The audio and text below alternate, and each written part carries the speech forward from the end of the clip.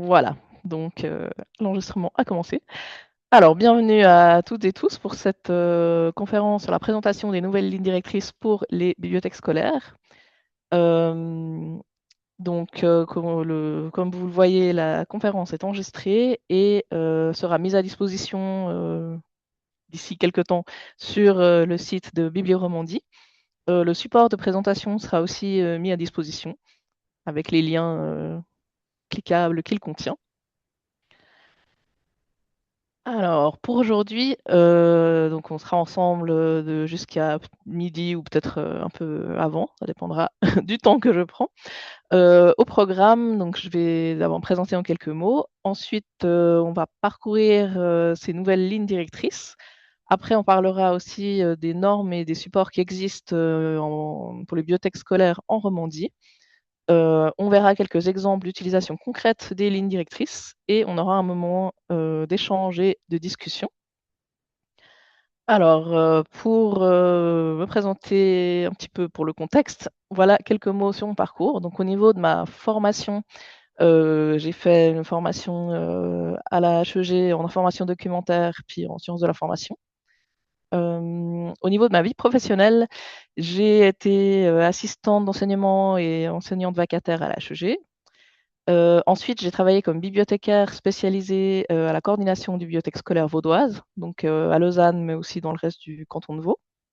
J'ai aussi été bibliothécaire à la HEP Béjune, dans les médiathèques de la HEP, donc la Haute École Pédagogique Berne, Jura, Neuchâtel, à La Chaux-de-Fonds, Delémont et Bienne.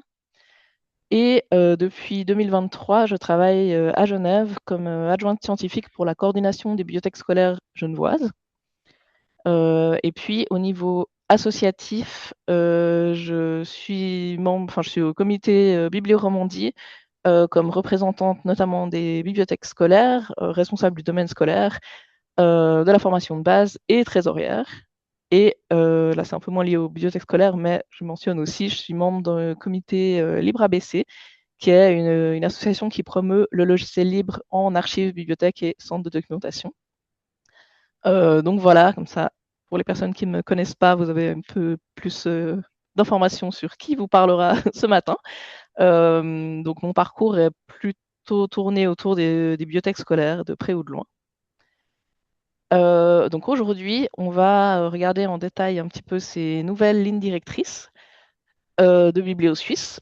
Donc cette présentation va aborder les éléments, on va dire les éléments phares de ces lignes directrices, mais je vous invite bien sûr, enfin vous l'avez peut-être déjà fait, mais à parcourir le document en entier, parce que là on va pas tout regarder, tout le contenu en détail. Le document est disponible en libre accès sur le site de BiblioSuisse en téléchargement, et si jamais sur la présentation le lien est cliquable là-dessus, donc vous arriverez directement sur la page de connexion et de téléchargement si jamais. Pas de connexion, pardon, de téléchargement. Euh, ah oui, avant d'aller plus loin, je vous précise que si jamais vous avez des questions en cours de route, ben, n'hésitez pas à écrire dans le chat ou lever la main ou même ouvrir votre micro. Vous pouvez m'interrompre, il n'y a pas de souci. Il ne faut pas forcément garder toutes les questions pour la fin. Alors, donc ces lignes directrices, nouvelles lignes directrices pour les bibliothèques scolaires 2025. Il s'agit en fait de la 4e version des normes pour les bibliothèques scolaires. Les dernières étaient celles que certaines et certains d'entre vous connaissent peut-être bien, qui dataient de 2014, les normes de la CLP pour les bibliothèques scolaires.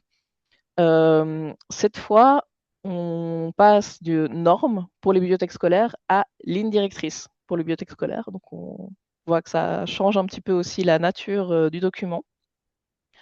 Ce nouveau document donc, de 2025 a été basé sur le manifeste IFLA 2021 pour les bibliothèques scolaires. C'est un document qui est géré, enfin produit par BiblioSuisse et en particulier la commission standard de BiblioSuisse. D'ailleurs, à l'époque de la CLP, ben, les normes des bibliothèques scolaires émanaient de la commission des normes CLP. Donc, pour ce nouveau document, la commission standard BiblioSuisse a mandaté 2 personnes, donc Victoria Milde et Sandra Steiner, pour mettre à jour les normes en 2024 et ça a été publié en 2025. D'ailleurs, Victoria Milde faisait déjà partie de l'équipe de rédaction des normes CLP de 2014, donc on a une continuité. Cette fois, la rédaction a été un petit peu différente de ce qui s'était fait à l'époque, car à l'époque de la CLP, il y avait, enfin de la CLP, des normes 2014, c'était un groupe de travail constitué de bibliothécaires suisses-allemandes, romandes, tessinoises qui avaient travaillé ensemble pour rédiger ces normes pour les bibliothèques scolaires.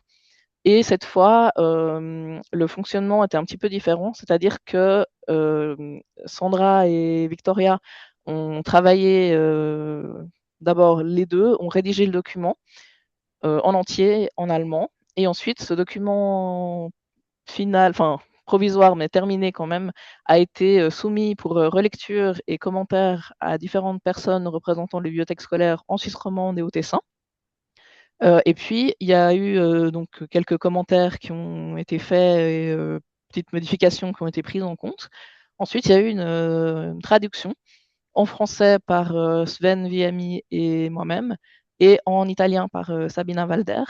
Ce qui fait qu'on a ces lignes directrices rédigées à la base en allemand qui ont été traduites en français et en italien, mais elles n'ont pas été, enfin c'est une petite précision, elles n'ont pas été adaptées au contexte roman, si on veut, elles ont été traduites.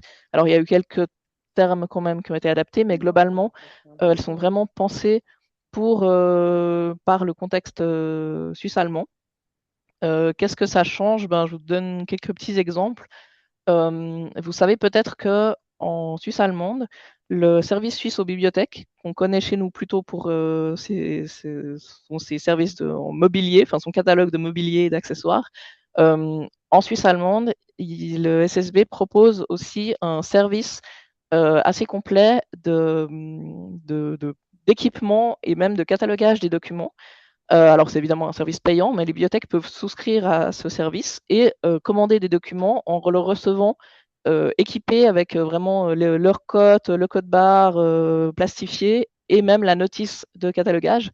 Donc toutes les bibliothèques n'utilisent pas ce service qui est quand même pas donné, mais globalement, je crois que je n'ai pas les chiffres, les pourcentages, mais c'est quand même pas mal répandu en Suisse allemande. Et puis, ça fait qu'on a d'ailleurs une beaucoup plus grande uniformisation en Suisse allemande qu'en Suisse romande dans les bibliothèques scolaires. D'ailleurs, j'ai appris en échangeant justement avec Victoria que dans les bibliothèques scolaires suisses allemandes, souvent, la couleur des cotes par âge est exactement la même couleur dans toutes les bibliothèques, ce qui n'est pas du tout le cas chez nous, mais voilà, je trouvais ça assez intéressant. Et puis, il y a aussi certaines approches qu'on a dans ces lignes directrices qui sont propres au contexte suisse-allemand, comme le déploiement de matériel informatique pour les élèves dans les petites classes primaires ou l'implication des parents dans la vie de la bibliothèque scolaire. Et puis, ce qu'on voit aussi qui peut être assez frappant, c'est la bibliographie qu'on a à la fin de ces lignes directrices 2025, qui est très majoritairement constituée de documents en allemand, ce qui est parfaitement normal puisque ça a été rédigé en allemand. Donc voilà un petit peu pour le contexte. Bien sûr, c'est des lignes directrices pour des bibliothèques scolaires en Suisse, donc il y a beaucoup de choses, même la majorité des choses sont applicables au contexte roman, hein. C'est juste pour préciser un petit peu si en les lisant, il y a des choses qui vous interpellent un petit peu, eh ben, peut-être ça vous permet de comprendre un petit peu mieux pourquoi. Mais on pourra en reparler. Donc ces lignes directrices optent pour une nouvelle approche. En fait, on passe de l'approche collection, donc avant, dans les grandes lignes, hein, on avait une logique d'espace et enfin de gestion d'espace et de ressources une gestion d'une collection statique de documents.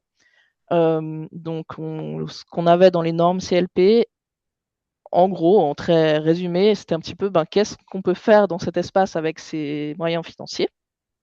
Et dans ces nouvelles lignes directrices, on passe vraiment à l'approche dite service, donc orientée objectif et service, en présentant la bibliothèque comme un espace dynamique d'apprentissage, d'enseignement et de vie.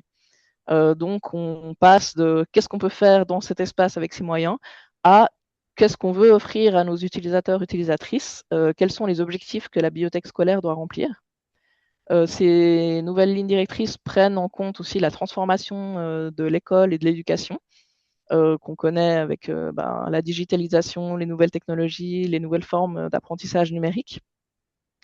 Euh, Dans ces nouvelles lignes directrices, il y a aussi, elles sont aussi pensées autour des compétences qu'on appelle les compétences du 21e siècle.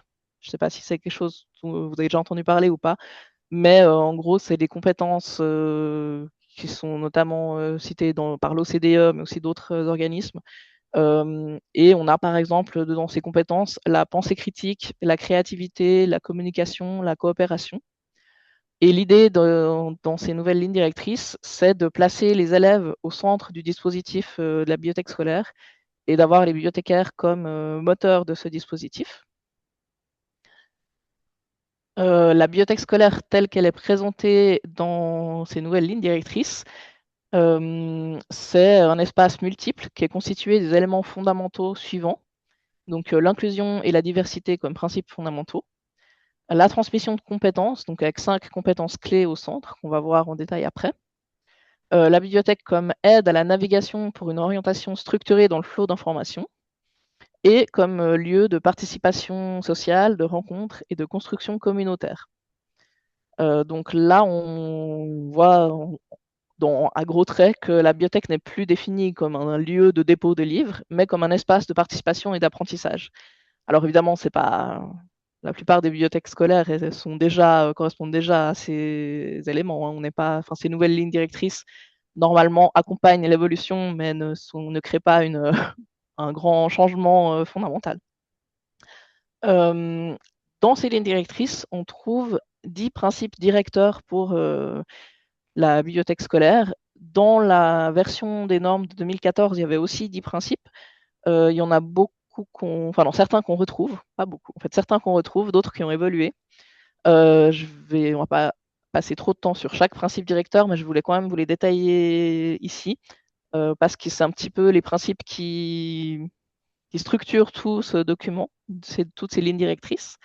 Donc le premier, c'est l'équité en matière d'éducation. Donc, la bibliothèque scolaire doit garantir l'égalité des chances pour les élèves grâce à un accès gratuit à des ressources pédagogiques à jour et modernes. Les objectifs de formation doivent être en lien avec le plan d'études.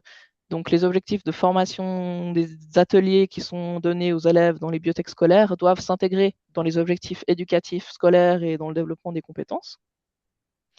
La bibliothèque scolaire est un lieu d'enseignement, d'apprentissage et un lieu d'accueil.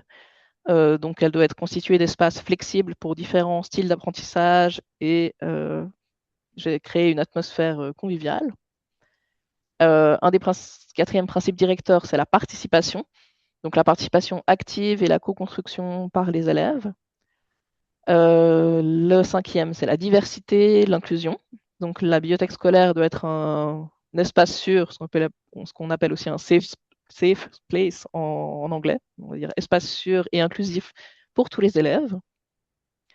La bibliothèque scolaire doit être aussi un lieu de transmission des compétences numériques qui permet aussi l'accès aux ressources et aux technologies numériques.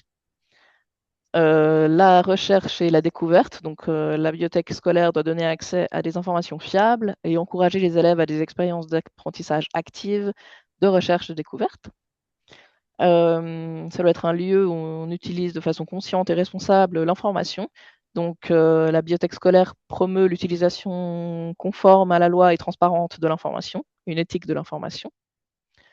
L'ancrage et la mise en réseau, donc ça on verra aussi un petit peu plus en détail, la collaboration et l'engagement au sein de la communauté scolaire et des partenaires externes.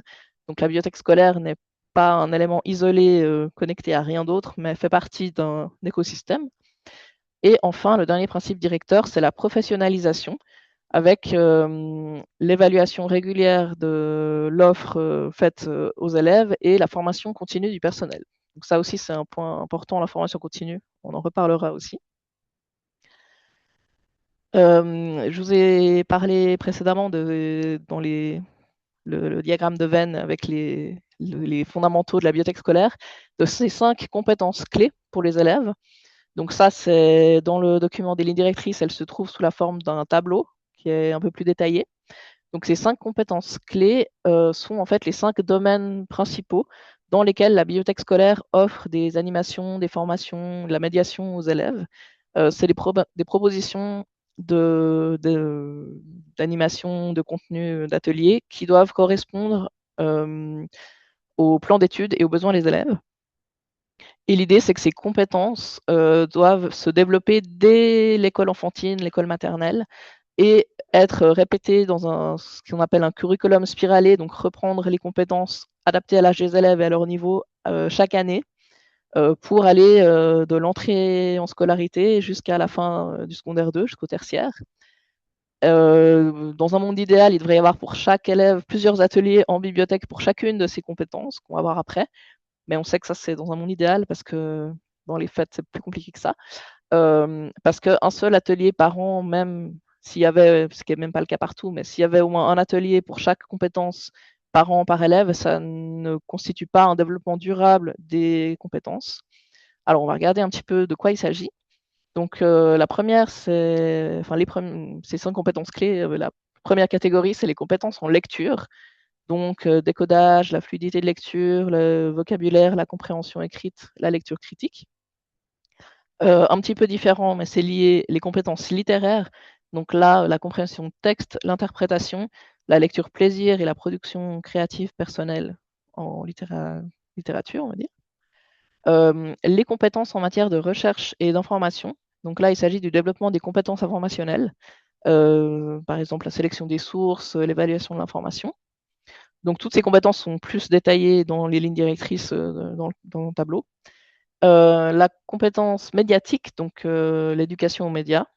La compétence qui correspond à l'utilisation efficace, compétente et responsable et critique de différents types de médias.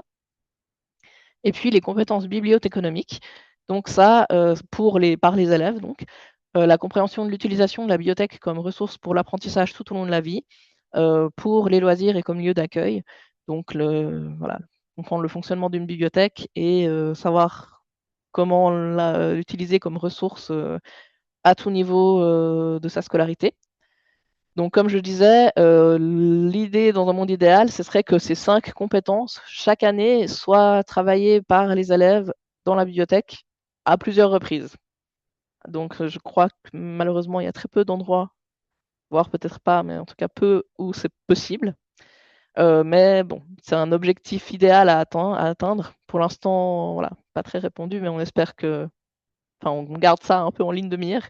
Mais ça implique évidemment beaucoup de choses, notamment des moyens RH par exemple, de la formation continue et d'autres éléments qu'on abordera aussi tout à l'heure. Alors là, ça va être une slide un peu chargée. Dans ces nouvelles lignes directrices sont également abordées les compétences attendues, enfin les compétences des bibliothécaires scolaires. Donc ces compétences sont celles qui sont présentées dans les lignes directrices pour correspondre à la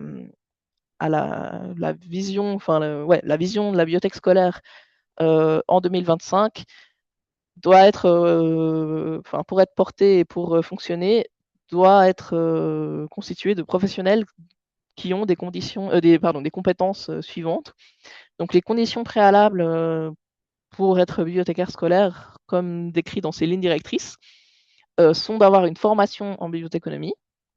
Donc il faut des personnes formées, enfin diplômées, avoir des connaissances et expériences pédagogiques et une large culture générale. Après, il y a le détail des compétences professionnelles et des compétences personnelles. Il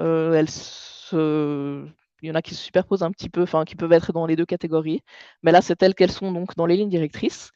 Les compétences professionnelles attendues des bibliothécaires scolaires, donc des compétences élevées dans le domaine de l'information, de la recherche et des médias, de très bonnes connaissances pratiques dans les domaines de la pédagogie et de la didactique documentaire. Donc la didactique documentaire, là, on l'entend aussi dans le sens de pouvoir former les élèves à l'utilisation de la bibliothèque, en gros. Connaissances dans l'utilisation et la gestion de logiciels de bibliothèque et de ressources numériques. Compétences en communication et en management. Capacité d'organisation, d'auto-organisation. Et compétences interculturelles et sensibilité à la diversité. Là, donc, ce seraient les compétences professionnelles. Et les compétences personnelles, mais qui sont aussi professionnelles. Des personnes qui sont orientées vers le service, qui ont une capacité à travailler en équipe, ce qui est d'ailleurs aussi valable dans le cas des bibliothécaires qui travaillent seuls. puisque l'équipe, c'est pas forcément l'équipe de la bibliothèque, ça peut être aussi l'équipe, l'école, enfin le personnel de l'école. La capacité à établir des relations solides avec les élèves, la créativité, l'enthousiasme et l'ouverture à l'innovation, la capacité à gérer les conflits et à s'affirmer, la patience et l'empathie, la volonté d'apprendre et de se former continuellement. Et je crois, ah oui, voilà, je crois que c'était les derniers. Euh, donc on voit qu'il y a pas mal de choses, mais en fait rien de très nouveau sous le soleil non plus, puisque en principe la plupart de ces conditions et de ces compétences font déjà partie, même s'ils sont peut-être pas formalisés, font partie déjà du profil classique des bibliothécaires scolaires. Euh, Après, bah, les évolutions du métier suivent l'évolution de la bibliothèque scolaire. Euh, Ces compétences s'acquièrent, donc c'est pas des choses innées. Donc si parmi vous, certaines personnes se disent, ben c'est pas mon profil qui est décrit là et pourtant je suis bibliothécaire scolaire, il faut pas s'inquiéter pour autant. Il y a des formations continues qui existent ou qui vous existeront. Il y a aussi la possibilité d'appuyer sur un réseau, sur les collègues, sur les associations professionnelles pour être, pour être accompagné dans le changement, si changement il y a. On parle aussi de profils pédagogiques, enfin de connaissances dans le domaine de connaissances pratiques dans le domaine de la pédagogie, de connaissances et d'expériences pédagogiques. Bien entendu, bibliothécaire scolaire n'est pas égal à enseignant-enseignante. C'est pas le même métier, c'est pas la même formation. Mais c'est vrai que on remarque quand même que de plus en plus l'évolution du métier fait que enfin c'était déjà le cas avant d'ailleurs, hein, mais que les profils de bibliothécaires scolaires sont quand même des profils spécialisés aussi, euh, et que avoir un apport pédagogique est très utile, voire parfois indispensable. Mais on le verra après, et vous le savez certainement, selon le canton dans lequel vous êtes, vous n'avez pas du tout dans votre profil nécessairement de formation pédagogique ou d'expérience pédagogique au préalable. Euh, Après, ben, ces compétences multiples correspondent aussi à l'évolution du rôle des bibliothécaires scolaires qui est parfois perçu comme un peu secondaire au sein de l'école. Donc on fait partie de l'école, mais pas vraiment. Enfin, on n'est pas dans le corps enseignant, on n'est pas le secrétariat, et parfois la bibliothèque scolaire est un petit peu isolée du reste de l'école. Dans ces nouvelles lignes directrices, le profil de bibliothécaire scolaire est vraiment présenté comme acteur ou actrice pédagogique au sein de l'école. Donc c'est vraiment avec un rôle proactif auprès des élèves. Mais certaines directions d'établissement ont aussi parfois de la peine à avoir cette vision-là du bibliothécaire scolaire. Et puis, ben, parfois même les bibliothécaires scolaires eux-mêmes et elles-mêmes n'ont pas forcément cette vision-là non plus. Ce qui est intéressant aussi à discuter. Donc voilà, là c'est vraiment tel que c'est présenté dans les lignes directrices, mais bien sûr qu'on pourra en discuter si vous le souhaitez. Après, dans ces lignes directrices, toujours figure l'importance de la mise en réseau de la bibliothèque scolaire. Donc, quand on parle de mise en réseau, on ne parle pas forcément de réseau logiciel, par exemple SLSP ou Rero Plus ou Renouveau, mais plutôt de réseau au sens large, au sens de réseautage, et dans l'idée que la bibliothèque scolaire ne doit pas être une entité complètement isolée, que ce soit au sein de l'école ou d'ailleurs, mais doit s'intégrer dans l'école et peut-être dans un niveau même plus étendu. Par exemple, donc, dans le cadre de l'intégration de la bibliothèque scolaire à l'école, il y a vraiment une intégration à la vie de l'école, par exemple de participer aux journées à thème, aux fêtes des promotions, ce genre de choses. Euh, le fait d'être doté ou de se doter d'une commission de bibliothèque, ça c'est quelque chose qui existe dans certains établissements, mais pas partout. Qu'est-ce qu'une commission de bibliothèque?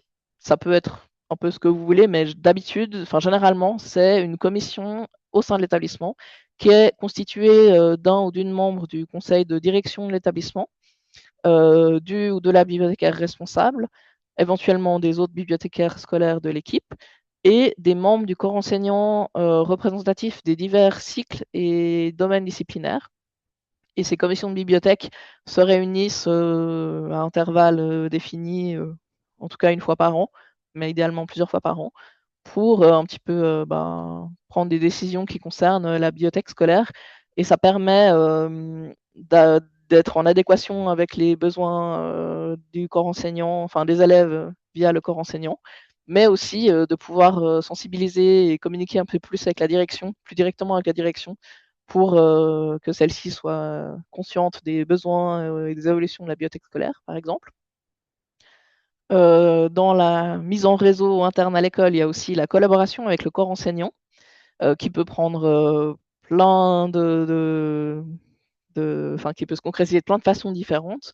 Mais par exemple, si vous mettez en place, je sais pas, un atelier de recherche documentaire, ça peut être intéressant de voir avec, par exemple, les enseignants d'histoire géo, sur quelle thématique les élèves travaillent à ce moment-là, et prévoir l'atelier en bibliothèque de recherche au moment où les élèves commencent leur travail, et de les faire travailler avec les sujets qu'ils vont aborder dans leur cours, par exemple, de géo. C'est un exemple de collaboration pour que ce qui est fait à la bibliothèque soit pas totalement, entre guillemets, déconnecté de ce qui est fait dans le cursus scolaire des élèves, même s'il n'est pas déconnecté, mais voilà, que ce soit encore plus intégré dans le cursus scolaire des élèves. Et puis, quand il existe des groupes de travail au sein de l'établissement et des projets d'école, par exemple, il y a des endroits où il y a des groupes égalité ou bien des projets d'école pour silence on lit, ce genre de choses. C'est très intéressant aussi, pardon, que la bibliothèque scolaire soit présente, soit représentée. Et puis, au niveau externe à l'école, ben là, ça dépend aussi vraiment de votre bibliothèque, mais il y a des possibilités de partenariat avec des bibliothèques publiques, de coopération avec des institutions culturelles, ou de mise en réseau au niveau cantonal et national, et d'échanges avec d'autres bibliothécaires scolaires. Mais évidemment, pour cette partie-là, externe à l'école, c'est beaucoup plus facile quand vous êtes dans un contexte où il existe une coordination, où il existe un réseau déjà, une coordination du réseau, donc c'est plus facile, mais même quand ça n'existe pas, c'est des éléments qui peuvent être mis en place.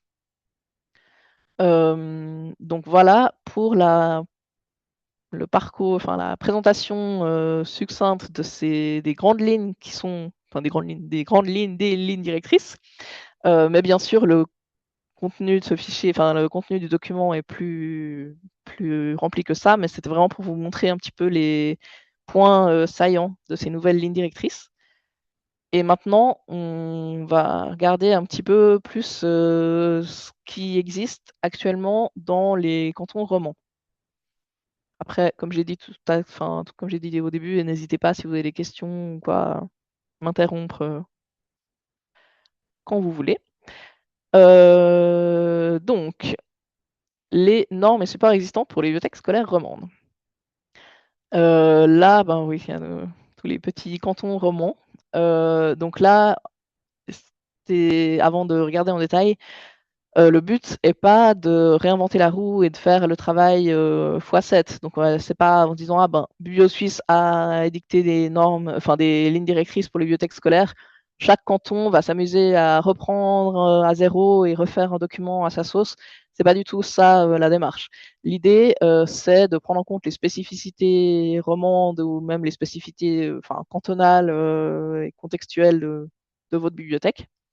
Euh, et puis, ces adaptations qui existent, la plupart déjà, ces adaptations cantonales, par exemple, pour des normes pour les bibliothèques scolaires, permettent de détailler des éléments qui ne figurent pas forcément dans les lignes directrices. Par exemple, des éléments chiffrés, comme le nombre de mètres carrés, le nombre de documents par élève, etc. C'est des choses qui figuraient dans les normes de 2014, par exemple, mais qui ne sont plus en tant que telles dans les lignes directrices de 2025. Donc ça, ben, cette absence de chiffres, on en reparlera un peu après, parce qu'il y a une adaptation qui existe.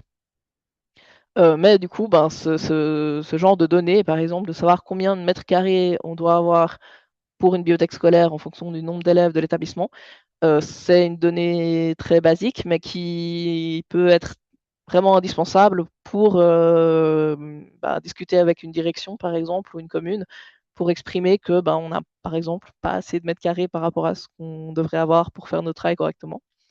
Donc, il peut être utile et même important d'avoir des documents propres à votre contexte pour pouvoir clarifier certains éléments et avoir des leviers de discussion avec les autorités de tutelle. Maintenant, on va parcourir un petit peu par canton ce qui existe. Alors, on va commencer, j'ai mis les cantons par ordre alphabétique. Donc, voilà, on commence avec Fribourg. Donc, au niveau des documents, il existe les directives relatives aux bibliothèques publiques, scolaires et mixtes. Je vais voir si ça fonctionne comme ça. Normalement, enfin, tous les liens fonctionnent, mais je ne sais pas si ça va s'afficher. Là, alors. Ah oui. Tac. Voilà. Donc, on va pas tout lire en détail, mais voilà. Donc, ces directives ces directives relatives aux bibliothèques de lecture publique, scolaire et mixte concernent les bibliothèques de la scolarité obligatoire. Je sais plus où c'est que j'ai vu ça, mais oui, voilà. Scolaire de l'école obligatoire, par exemple. Donc, je vais revenir plutôt sur là-dessus. Du coup, ces directives, enfin, à Fribourg, pardon, les bases légales sont constituées donc dans la loi sur la scolarité obligatoire. Il y a la mention qui stipule que les communes doivent créer et gérer une bibliothèque ou en permettre facilement et gratuitement l'accès aux élèves. Dans la loi sur les institutions culturelles de l'État, il est stipulé que la BCU a pour but de contribuer au développement de la lecture publique dans le canton. Et dans ces fameux documents des directives relatives aux bibliothèques publiques, scolaires et mixtes de 2022, il est fait mention d'un dispositif de soutien, notamment de soutien financier pour la formation continue et pour les projets innovants visant la coopération, la mise en réseau des systèmes informatiques, la mise en commun des ressources et la collaboration au niveau des animations et des événements et l'aménagement d'espaces tiers-lieux. Ça concerne que l'école obligatoire, du coup. Et puis, la BCU Fribourg, la Bibliothèque cantonale universitaire, a un rôle d'accompagnement et de soutien des bibliothèques publiques, mixtes et scolaires, vu qu'elle a pour mission notamment de contribuer au développement de la lecture publique dans le canton, avec deux axes principaux, l'accès à des ressources documentaires et des services de qualité, et l'éducation aux compétences informationnelles. Il y a donc des bases légales, mais dans les faits, il n'y a pas vraiment un document directement de normes pour les bibliothèques fribourgeoises, les bibliothèques scolaires fribourgeoises.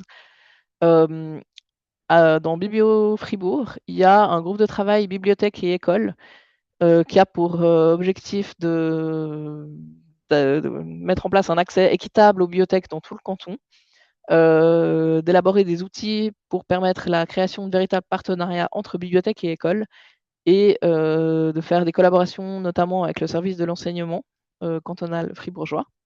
Donc cette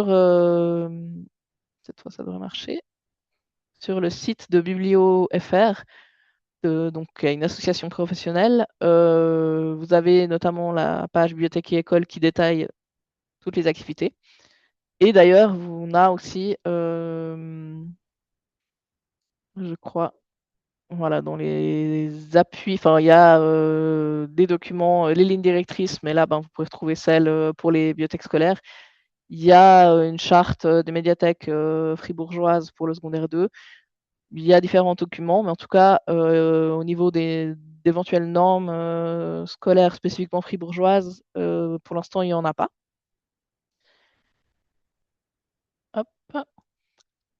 Après, dans le Jura et Jura bernois, il n'y a pas grand-chose non plus, malheureusement. Il n'y a pas de documents normatifs cantonaux pour les bibliothèques scolaires. Il y a dans les deux cantons une commission, alors dans le Jura, une commission cantonale des bibliothèques jurassiennes qui est rattachée à la bibliothèque cantonale jurassienne. Et puis dans le canton de Berne, une commission des bibliothèques du canton de Berne. Donc, dans le Jura, il y a une personne qui est chargée de projets en promotion de la lecture et qui est engagée par le service de l'enseignement à 25%, qui anime des rencontres régulières avec les bibliothécaires scolaires des degrés primaires et secondaires 1 et qui encourage les échanges et propose des formations continues.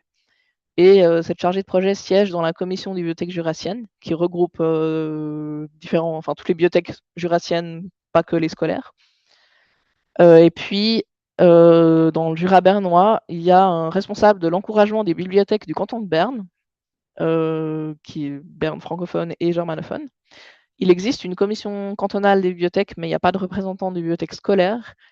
Et puis, dans le Jura bernois, il y a de temps en temps des formations continues organisées par la HEP Béjune pour les bibliothécaires scolaires, mais c'est pas vraiment les. Enfin, si, c'est les bibliothécaires scolaires, mais c'est pas des profils diplômés, c'est plutôt des enseignants dans la plupart des cas. Et puis, il y a une plateforme qui s'appelle BiblioBE, qui est portée par la commission des bibliothèques du canton de Berne et l'Office de la culture bernoise, qui est surtout un outil d'information pour les bibliothèques du canton et plus largement aussi, euh, que je vais vous montrer rapidement. Donc, BiblioBE, avec, bah, là, c'est pas que, enfin, c'est aussi c'est en français et en allemand, où il y a de la communication, des ressources, la liste des bibliothèques, enfin pas mal de choses. Et sur cette même plateforme, il y a un article qui parle justement de la commission des bibliothèques jurassiennes. Donc si vous voulez avoir plus de détails sur comment c'est organisé dans le Jura, le lien est disponible aussi dans la présentation. Euh, mais voilà, il y avait à l'époque une association jurassienne des bibliothécaires dans le Jura avec aussi des bibliothécaires du Jura bernois. Mais cette association a été dissoute en 2020 faute de renouvellement et de peu de membres. Donc maintenant, les échanges au niveau réseau se font plutôt soit au niveau de la commission cantonale des bibliothèques, soit au niveau des bibliothèques affiliées à RERO+, dans le RBNJ. Mais il n'y a pas de coordination scolaire ni de normes cantonales pour le Jura ou pour le Jura bernois. À Neuchâtel, il n'y a pas non plus de documents normatifs pour les bibliothèques scolaires. Il n'y a pas de base légale ou de stratégie commune fixée par le canton et il n'y a pas non plus de coordination scolaire. L'association Biblio Neuchâtel regroupe depuis 2019 tout type de bibliothèques du canton de Neuchâtel, mais pas que des bibliothèques scolaires. Il y en a notamment, mais voilà. Et les buts de cette association, c'est de favoriser la coopération et les partenariats entre bibliothèques de tout type. Au comité de Biblio Neuchâtel, il y a aussi une représentante des bibliothèques scolaires. Il y a un groupe de travail des bibliothécaires du secondaire, enfin des groupes de travail des bibliothécaires du secondaire 1 et un colloque des médiathécaires du secondaire 2. Donc il y a quelques rencontres entre bibliothécaires scolaires dans le canton de Neuchâtel, mais qui sont presque pas autogérées, mais pas loin. Enfin, il n'y a pas de coordination spécifiquement de ces groupes, de ces réunions.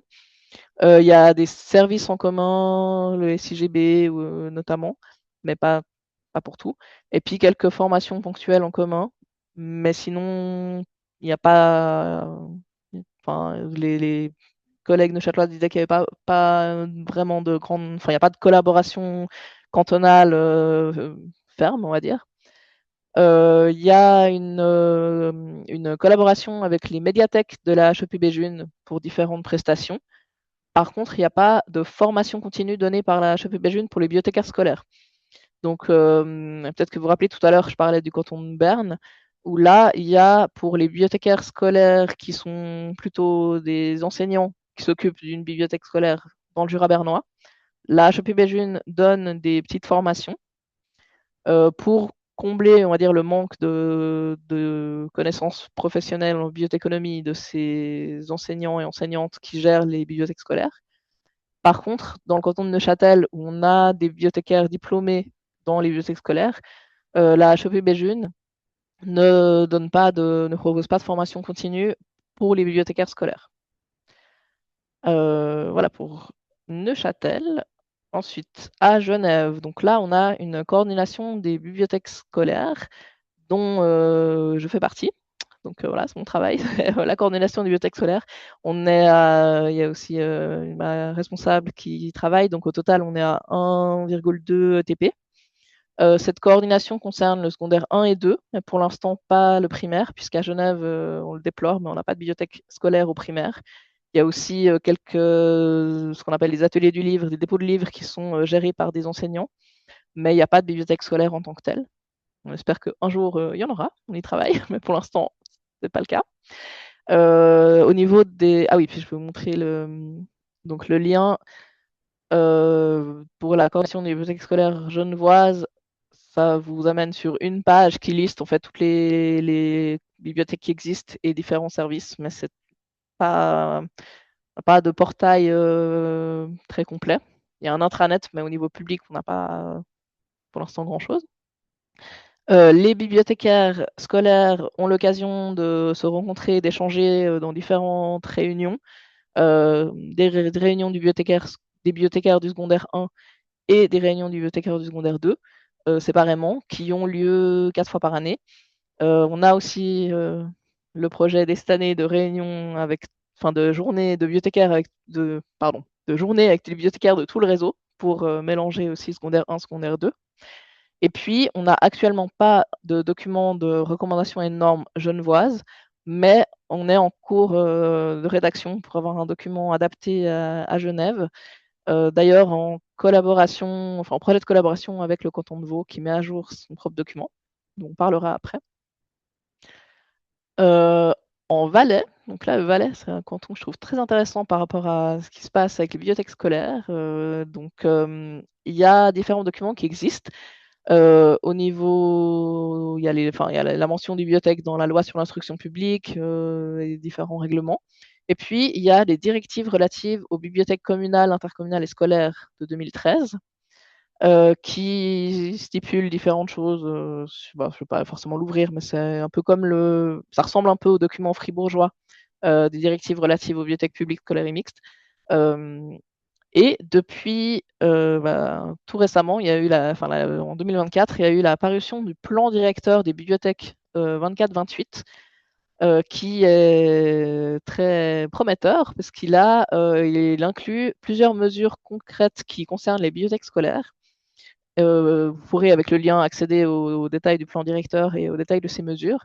Mais notamment, il figure dans ce plan directeur les mesures qui sont inscrire systématiquement tous les élèves du canton à leur bibliothèque scolaire, par exemple dès la 5e Armos, et rendre les visites de la bibliothèque obligatoires. Développer et mettre en œuvre à l'intention des élèves et en relation avec les plans d'études, le PR, le plan d'études roman et le LIRPlan, un programme cantonal de formation à la recherche et aux compétences informationnelles. Point aussi très intéressant, développer et proposer en collaboration avec la HEP Valais une formation reconnue sur le plan cantonal pour les bibliothécaires travaillant en milieu scolaire. Impliquer les écoliers, les étudiants, les enseignants et les usagers dans la gouvernance par du design thinking et créer des panels d'usagers lors de projets d'une certaine importance. Donc, dans le plan directeur des bibliothèques valaisannes, on voit qu'il est vraiment inscrit le fait que tous les élèves du canton fréquentent une bibliothèque, viennent y suivre des ateliers, des formations à la recherche et aux compétences informationnelles, et que l'ensemble des bibliothécaires scolaires, enfin, les bibliothécaires travaillant en milieu scolaire, reçoivent à terme une formation créée, qui est en cours je crois qu'elle est en fin de création, elle va normalement commencer en 2027, je crois, à la HEP Valais, pour les bibliothèques scolaires du canton. Donc là, on va reparler après, mais dans le canton de Vaud, la HEP Vaud donne depuis déjà pas mal d'années le CAS en bibliothécaire en milieu scolaire. Donc c'est un petit peu, ça rejoint un petit peu ce que fait le canton de Vaud. Donc c'est très prometteur, je trouve. Et puis Biblio Valais, qui est une association professionnelle valaisanne, qui est aussi le réseau, c'est l'association et c'est le réseau valaisan, propose aussi pas mal de choses. Je vais sur leur site. Voilà, il y a sur leur plateforme dans l'espace bibliothèque, on a notamment l'accès au cadre légal avec le plan directeur, les directives, etc. Et puis il y a aussi toute une partie en intranet accessible pour les professionnels. Et enfin, le canton de Vaud. Donc là, il existe une coordination des bibliothèques scolaires depuis longtemps, qui est très active et qui est la mieux dotée des coordinations qui existent. Bon, il n'y a que à Genève et Vaud pour l'instant, mais le canton de Vaud a 4,4 ETP pour cette coordination des bibliothèques scolaires, qui effectue la coordination métier pour le canton, mais aussi des remplacements de bibliothécaires, par exemple en congé maternité ou maladie, et le suivi des projets. La coordination des bibliothèques scolaires vaudoises a une plateforme qui s'appelle voilà, Bibliothèque scolaire de la DGO et du VD, qui a une partie publique qu'on voit là et une partie intranet. Dans cette plateforme, il y a beaucoup de choses. Il y a notamment le partage, alors ça c'est en intranet, mais le partage d'animations pédagogiques par les bibliothécaires, avec vraiment la possibilité de choisir par thématique, d'avoir vraiment des fiches qui sont presque clés en main pour donner les animations. Donc c'est une plateforme de partage de collaboration assez utilisée, je crois. Les bibliothécaires scolaires vaudois et vaudoises se retrouvent annuellement pour la journée des bibliothécaires du réseau, des bibliothèques du réseau. Et puis, il existe un document normatif pour les bibliothèques scolaires vaudoises depuis longtemps aussi, c'est les recommandations et normes pour les bibliothèques scolaires. Là, on voit qu'elles ont été mises à jour en 2022, mais en réalité, elles datent de 2017. C'est juste qu'en 2022, il y a une petite mise à jour qui concernait simplement la suppression des amendes, mais elles n'avaient pas été revues en 2022. Elles sont en train d'être revues maintenant, justement. Donc, je crois que la nouvelle version de ces recommandations et normes pour les bibliothèques scolaires vaudoises va, je crois, paraître en 2026. Et puis, on échange justement avec la coordination du canton de Vaud pour notre propre document de recommandation et de normes. Parce qu'en gros, dans le canton de Vaud, ce document concerne surtout l'école obligatoire, donc primaire et secondaire 1. Et à Genève, pour l'instant, comme on n'a pas de bibliothèque au primaire, ça concerne le secondaire 1 et le secondaire 2. Donc on va se compléter un petit peu. Euh, donc voilà. Il existe bien entendu d'autres associations professionnelles régionales que celles qui sont mentionnées ici, hein. Là, j'ai mentionné celles qui, selon mes recherches, proposaient spécifiquement un soutien, un support aux bibliothèques scolaires, mais il y a beaucoup plus d'associations que ce qui figure là. Vous faites d'ailleurs peut-être partie vous-même d'associations professionnelles, et si ce n'est pas le cas, je le recommande fortement. Mais en tout cas, voilà, ça, c'est pas une slide exhaustive par rapport aux associations qui existent. C'est vraiment par rapport aux documents et structures et supports qui existent, à ma connaissance, en tout cas, pour les bibliothèques scolaires en Suisse romande. Et puis, en parlant de la Suisse romande et d'associations, je vais quand même parler de Biblioromandie rapidement, parce qu'en plus, cette conférence est donnée dans le cadre de Biblioromandie. Et puis, que je suis membre en tant que représentante du domaine scolaire. Les objectifs de Biblioromandie pour le scolaire sont de créer une synergie entre les normes de Biblio Suisse pour les bibliothèques scolaires et les normes cantonales. Donc là, ça correspond un petit peu à la slide précédente. De promouvoir les bibliothèques comme outil incontournable pour remplir les objectifs du plan d'études roman et les objectifs d'apprentissage du secondaire. De développer les prestations de biblioromandie pour les bibliothèques scolaires et créer des synergies entre les bibliothèques romandes et promouvoir le partage de connaissances et d'expériences.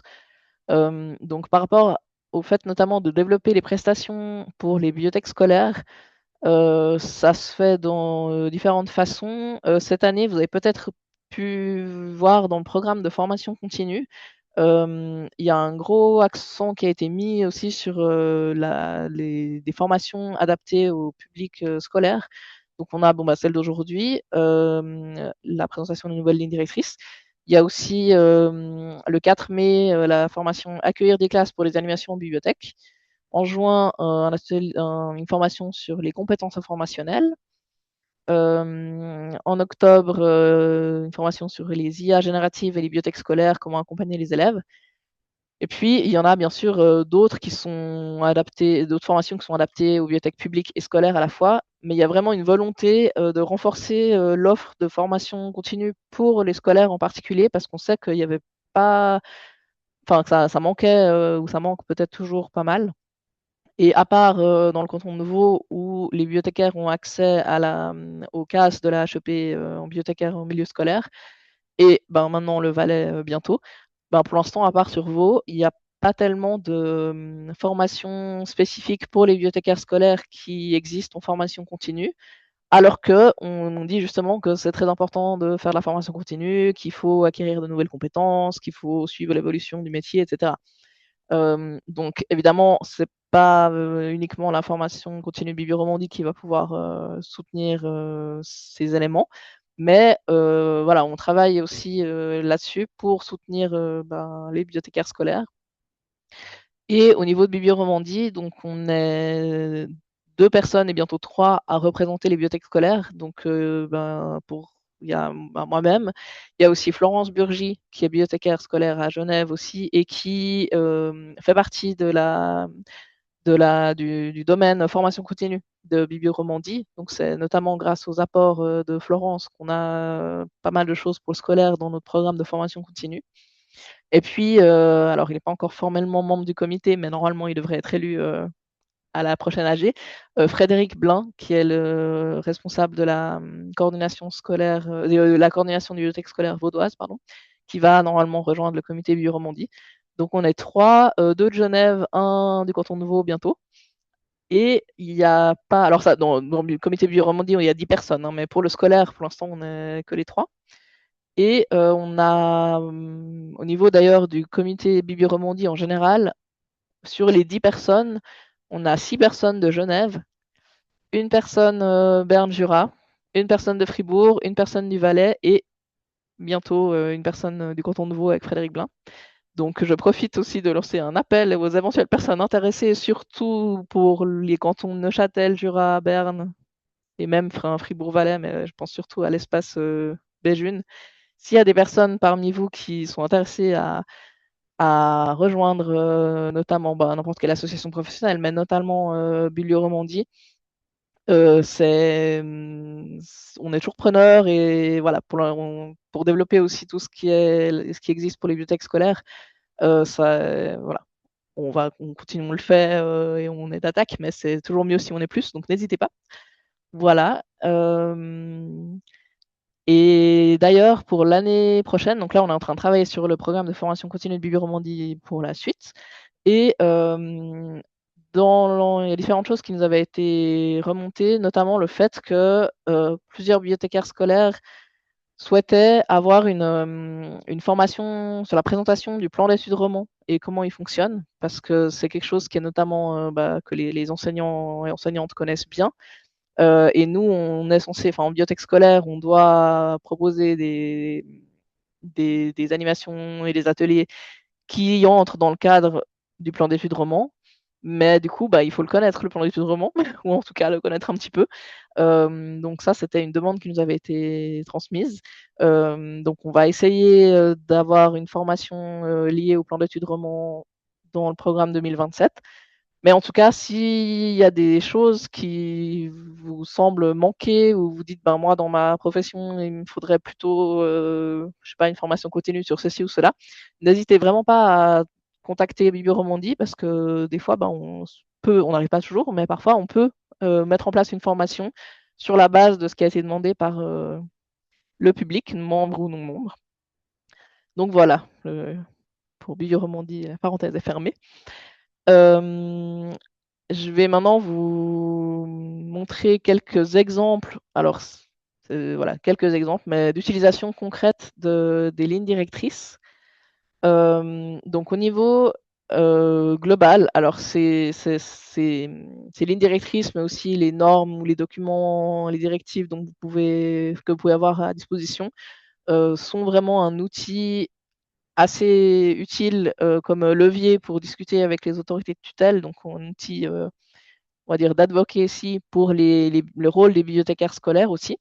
Donc, notamment par rapport aux compétences professionnelles et personnelles des bibliothécaires scolaires, c'est le fait d'avoir ça dans un document permet aussi de dire ben voilà, il faut qu'on puisse engager des bibliothécaires avec tel ou tel profil, il faudrait qu'on ait plus de TP, enfin voilà. Donc au niveau stratégique, on peut s'appuyer sur ces nouvelles lignes directrices pour justifier des investissements, prioritaires, qui sont par exemple la qualification des bibliothécaires scolaires, les ressources humaines adéquates et l'infrastructure moderne. Puisque là, ben, en fait, si on n'a pas ces 3 éléments, on peut pas tellement, appliquer ce qui se trouve dans les lignes directrices. Hem, on sait que, ben, malheureusement, toutes les bibliothèques scolaires, romandes ne peuvent pas encore, enfin, considérer être répondre à 100 à ces 3 éléments. Mais justement, ces lignes directrices qui ne sont pas, contraignantes, qui sont pas des normes, contraignantes parce que c'est pas possible, mais qui sont vraiment des recommandations, des lignes directrices, doivent, enfin, montrent vraiment la direction à prendre pour les bibliothèques scolaires et disons que, bah, si vous avez besoin d'un document sur lequel vous appuyez pour pouvoir justifier qu'il faudrait, enfin, investir dans ces 3 éléments, les lignes directrices vous donnent vraiment, de quoi. Après, bah, avec le détail, le tableau, des 5 compétences clés pour les élèves, ces lignes directrices peuvent aussi vous permettre de enfin, vous aider à développer des ateliers pour les élèves qui sont basés sur ces compétences. Et puis, alors là, je parlais tout à l'heure des chiffres et plutôt de l'absence de chiffres dans ces nouvelles lignes directrices. Donc ce type de document peut vous permettre aussi de mesurer l'adéquation ou la non-adéquation entre les valeurs recommandées et les indicateurs de la bibliothèque pour calculer le degré de réussite. Donc comment faire si on n'utilise plus les chiffres? Donc là, en fait, il va y avoir, ce qu'on appelle une scorecard pour les bibliothèques scolaires qui sera disponible courant 2026. Je ne sais pas si parmi vous, vous connaissez, il y a déjà des gens qui savent ce qu'est une scorecard, mais c'est un outil qui existe déjà dans la boîte à outils, on va dire, de Biblio Suisse pour les bibliothèques publiques.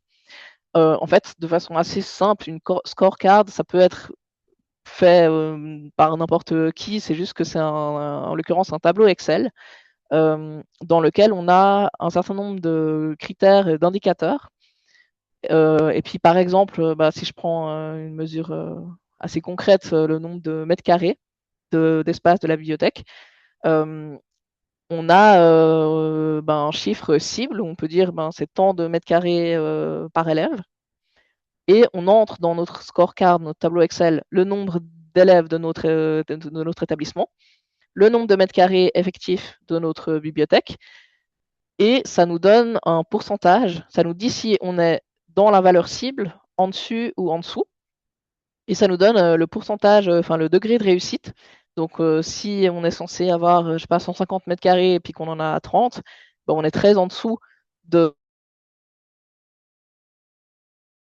ce qui est attendu, de la valeur attendue.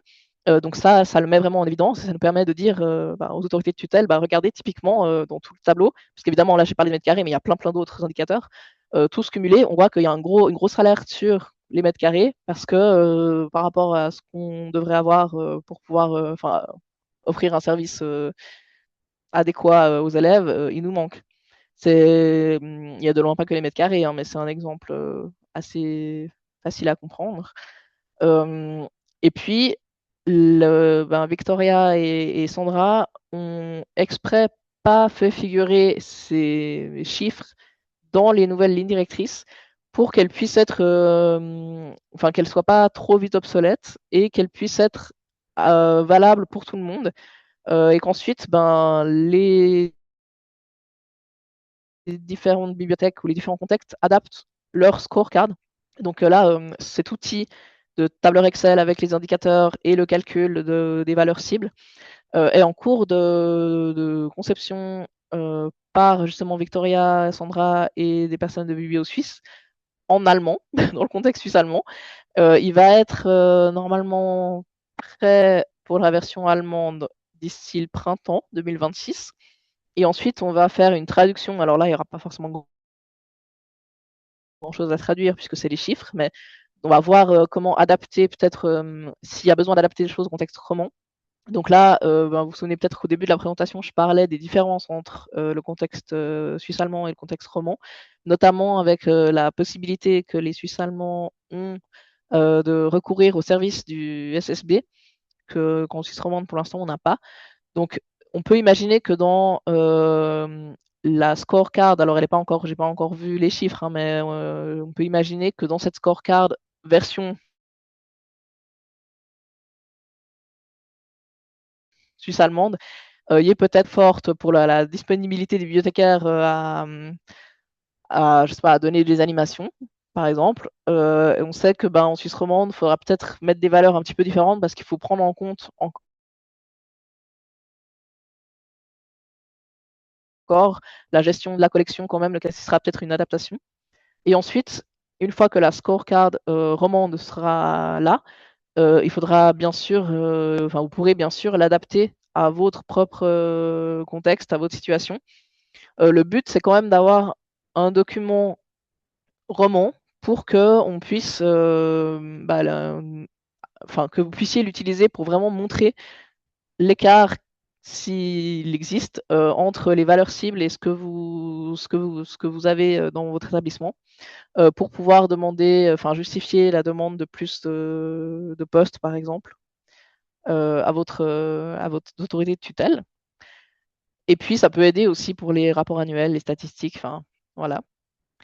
Et il y a aussi un document, alors qui n'est pas lié aux lignes directrices, mais qui est assez utile, qui figure dans les recommandations de l'IFLA pour les bibliothèques scolaires, que vous connaissez peut-être déjà. C'est l'annexe D des recommandations IFLA. 15, il y a eu une mise à jour du manifeste pour les bibliothèques scolaires de l'IFLA en 2025, mais sauf erreur de ma part, le document de recommandation n'a pas été encore mis à jour depuis 2018, pardon. Et donc, l'annexe D euh, est en fait un tableau avec chaque fois des catégories, enfin, des questions, des énoncés, et on peut répondre par oui, en partie ou non, avec différents axes. Alors, il y a des choses qui sont pas forcément applicables dans votre contexte, mais je trouve que c'est un outil déjà existant et clé en main qui peut être assez intéressant à utiliser pour les bibliothèques scolaires romandes. Donc, si ça vous intéresse, vous pouvez essayer de déjà alors répondre à ce tableau avec ces deux questionnaires, on va dire, pour voir un petit peu si vous avez beaucoup de oui en partie ou bien beaucoup de non. Ça permet de mettre en évidence les éléments peut-être où il y aurait besoin d'un peu plus de ressources ou quelque chose pour votre bibliothèque. Donc voilà, évidemment, il y a plein d'utilisations possibles aussi de ces lignes directrices. Ça reste un document, bah, comme on l'a dit, non contraignant. Donc, ma foi, si vous êtes, comme beaucoup d'entre nous le sommes, dans un contexte où budgétairement c'est pas foufou, et ben malheureusement, c'est pas peut-être même avec ces lignes directrices, ça va pas forcément permettre que l'année prochaine vous ayez des postes en plus, des gains de carrière en plus. Mais disons que ça permet de donner la direction vers laquelle on veut aller. Alors, on va voir dans le chat, je vois que Céline dit que ça coupe pas mal. Je sais pas du tout si c'est la seule. Bon, alors j'espère que c'est pas le micro qui marche pas bien. Mais normalement, bon. Alors attendez, je vais voir si. Hop là. Poum, poum, poum. Est-ce que ça me fonctionne quand même ou parce que je sais pas exactement ce que je peux faire pour améliorer ça. Mais parce que là, ma foi, c'est en filaire. Bon, bah, j'espère que c'est quand même compréhensible. On arrive à... Ok, bon, bah, désolé pour les coupures. Donc on arrive à la partie de discussion et d'échange autour de ces lignes directrices, mais pas que. Euh, donc voilà, il est 11h05, donc il nous reste presque 1 heure, donc peut-être qu'on utilisera l'heure, peut-être moins, hein, pour échanger. J'ai mis différentes thématiques ici. Donc, quels sont les défis ou les enjeux auxquels vous faites face dans votre métier de bibliothécaire scolaire? Avez-vous facilement accès à de la formation continue, au niveau du choix, des modalités et de l'accord ou non de votre hiérarchie? Et faites-vous partie d'une association professionnelle ou avez-vous accès à un réseau de collègues? Mais on peut bien sûr aussi aborder d'autres thématiques. Par rapport à la formation continue, c'est un enjeu très important puisqu'on a actuellement, pas de formation initiale, en bibliothèque scolaire, en Suisse. Et je profite d'ailleurs de la présence de Christophe Besançon, parce que je ne sais pas s'il saura, mais il y a la commission formation de Biblio Suisse qui a lancé donc une enquête lors du congrès qui s'appelle «De quelle formation avons-nous besoin?» et enfin une enquête qui a lancé un focus group, je crois, pendant le congrès et qui mentionnait qu'il y aurait une enquête qui débutera au printemps. C'était ce qui était mis dans Biblio Suisse Info et moi-même, j'étais pas au congrès, mais je sais pas si Christophe, vu qu'il fait partie de Biblio Suisse, si tu sais si, il y a quelque chose, enfin, s'il y a du nouveau ou pas, du côté de la formation de base et continue? Est-ce qu'il y a eu quelque chose par rapport aux bibliothèques scolaires ou c'est encore très Non, général? non, c'est très général. De ce que j'en sais, hein, je suis pas dans cette commission-là, donc je sais pas tout le détail.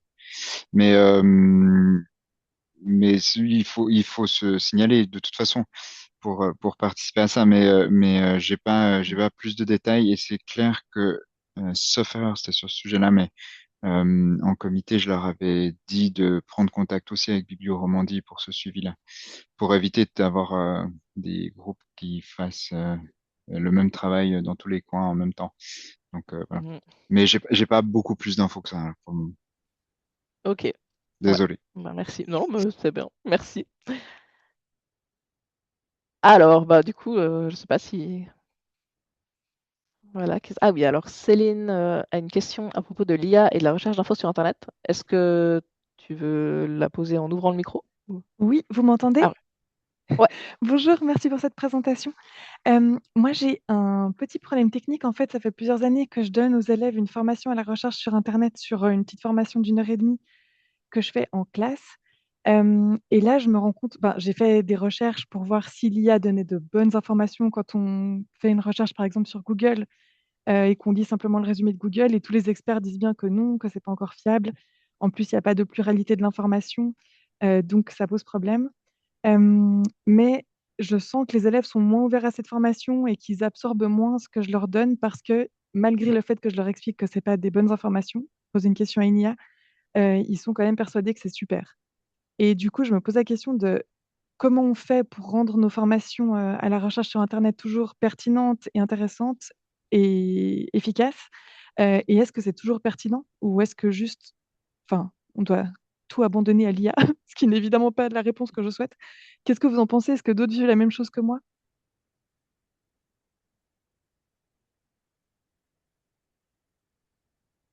Alors, Mmh. je laisse la parole, à qui le souhaite.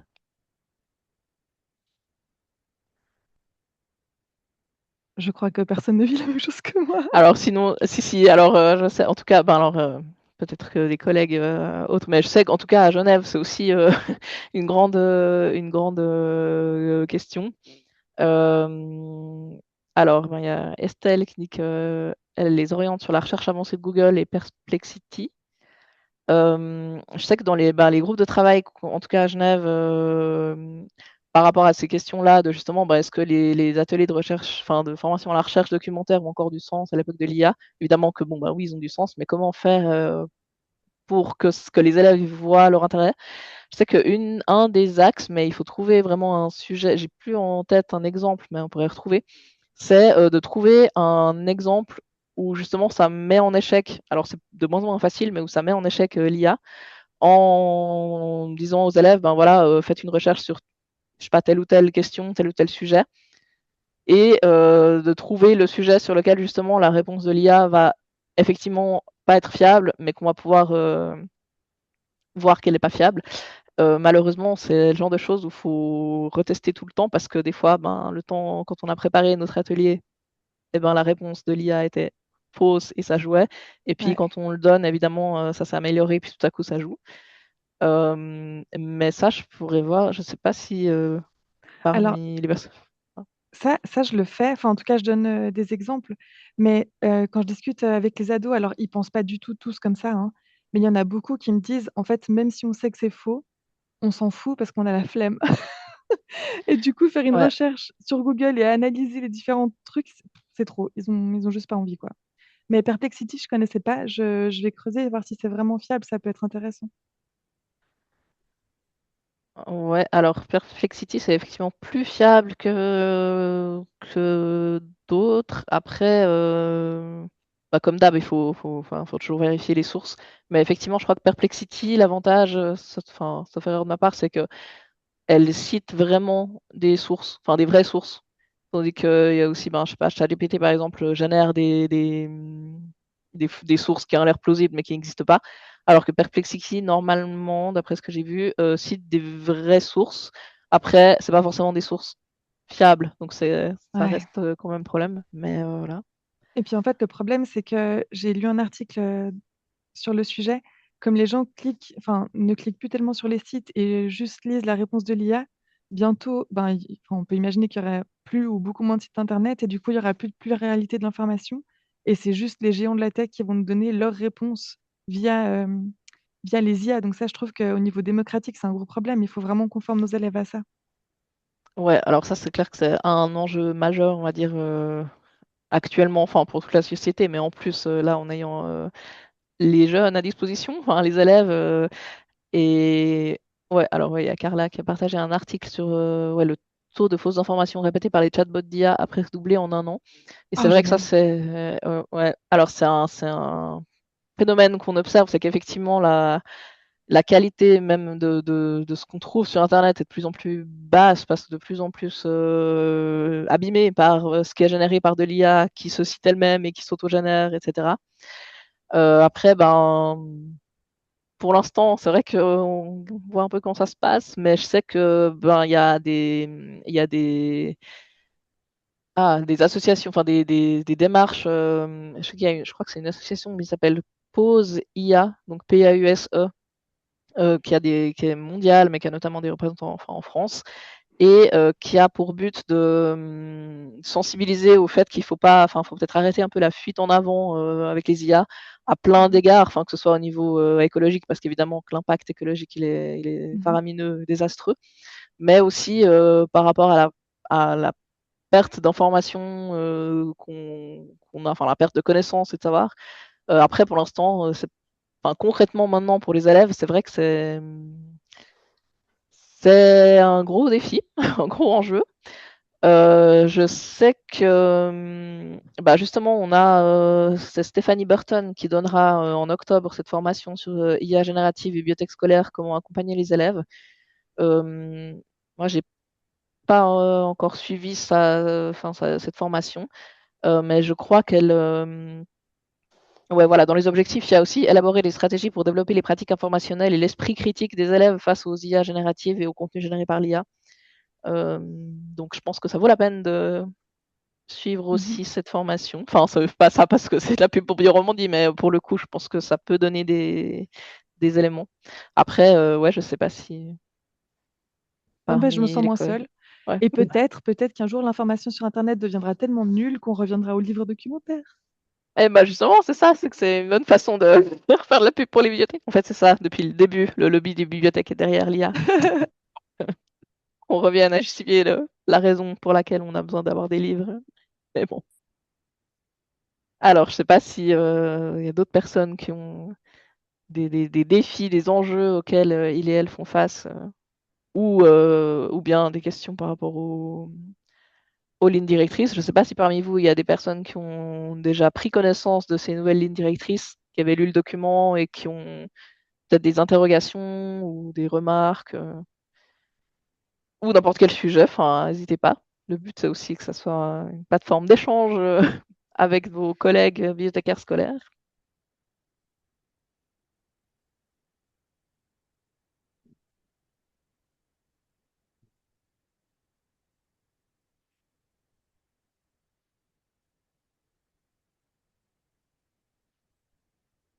Et sinon, eh ben, je ne sais pas si parmi vous, il y a des bibliothécaires scolaires valaisans et valaisannes. Il me semble que oui. Je ne sais pas si c'est le cas, s'il y en a qui seraient d'accord de nous dire si l'application du plan directeur valaisan avec justement cette mesure de rendre obligatoire l'inscription des élèves à une bibliothèque et la visite de chaque classe en bibliothèque, est-ce que c'est quelque chose qui est déjà mis en place et est-ce que ça fonctionne? Enfin, est-ce que c'est réaliste, je veux dire, ou est-ce qu'en fait, ben, il faut l'appliquer, mais dans les faits, vous pouvez pas accueillir toutes les classes parce que vous n'êtes pas assez, par exemple? Je ne sais pas s'il y a des collègues valaisans ou valaisannes.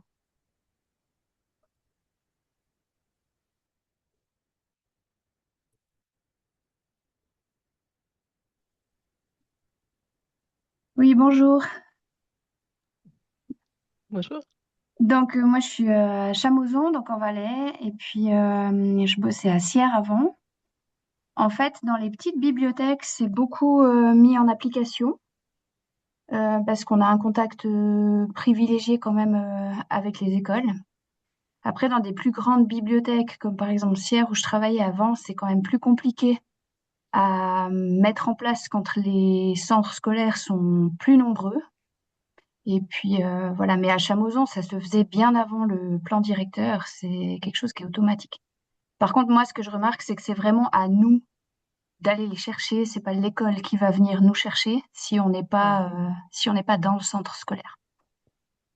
Ok, ouais, c'est ça, c'est que des fois, physiquement, la bibliothèque, elle se trouve pas Voilà. nécessairement dans Mais, les locaux, ouais. Ouais. mais quand c'est mis en place, vraiment, c'est quelque chose qui fonctionne bien. Et puis, moi, en tout cas, de ce que je vois et des échos que j'ai aussi de mes autres collègues dans les villages alentours qui le pratiquent de la même manière, c'est quelque chose qui fonctionne bien et où tout le monde est extrêmement content en fait de cette collaboration. Et là, avec le plan directeur, d'ailleurs, cette année, on était tout un peu sur le front pour mettre en place les conventions bibliothèque-école, histoire qu'il y ait Mhm. une trace aussi écrite de ce partenariat qui doit être mis en place. Et puis la formation qui est en train de se mettre en place, normalement, si tout va bien, elle commencera à la rentrée scolaire 2026. Ah ouais, déjà. Ah bon. C'est en Eh tout ben, cas, dans le groupe de travail, c'est en tout cas le projet. À voir si ça sera faisable. eh ben. Bah, en tout cas, c'est super. Bah, merci pour les infos. Avec Euh, plaisir. En tout cas, c'est vrai que enfin, au niveau panorama de ce qui se passe en Suisse romande, c'est vrai que le Valais, là, m'intéresse beaucoup, en voyant que, enfin, les démarches qui sont entreprises et le fait que justement, alors bon, évidemment, il y a des choses que vous faisiez déjà, c'est pas le plan directeur qui tout à coup fait que vous accueillez les classes, mais le fait que ça puisse formaliser ça et puis qu'il y ait la mise en place d'une formation ad hoc et tout, je pense que ça serait très utile aussi dans des cantons, je pense à Fribourg, mais aussi ben, à l'espace Béjune, enfin Neuchâtel, Berne, Jura, et même ben, à Genève aussi, hein, ma foi, parce qu'à part Vaud, finalement, il n'y a pas forcément ce modèle de formation.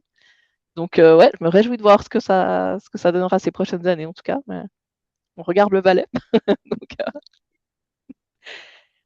et puis, globalement, bah alors là, si vous êtes participant et participante à cette conférence, c'est que vous avez la possibilité, a priori, de suivre de la formation continue.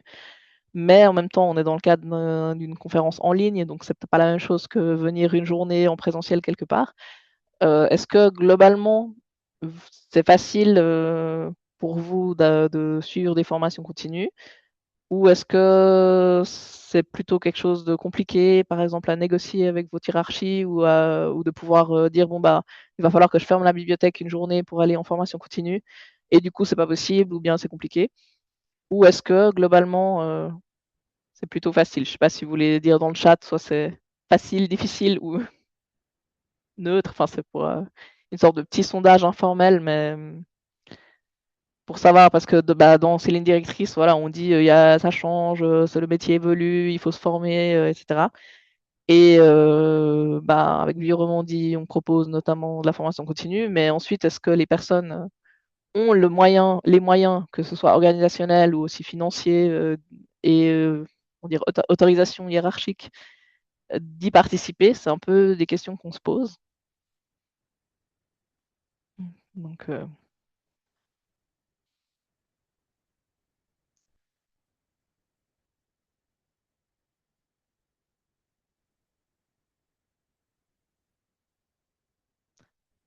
Voilà. Pour l'instant, il n'y a pas de message dans le chat, mais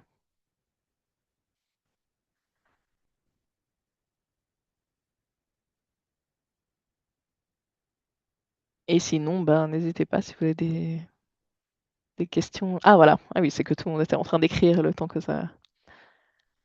Ok, alors effectivement, dans le Jura bernois, à Saint-Imier, Leïla, qui travaille au CEF Santé Sociale, est autorisée à prendre presque tout ce qu'elle a demandé ces dernières années. Ah ouais, et cette année, 5-7 formations validées. Bon, ça c'est ouais. Bon, c'est chouette, j'espère que ouais, ça devrait être la norme. Alors, à Avry, Pauline nous dit que nous avons un petit budget pour la formation continue, mais par contre, nous n'avons pas toujours le droit de compter nos heures de travail. Ah ouais, pour les deux collègues qui sont qu'à 30%. Ouais, donc ça, c'est vrai que c'est aussi un obstacle à la formation continue quand même. Parce que bon, bah, la formation continue reste un devoir de l'employeur, on le rappelle, hein.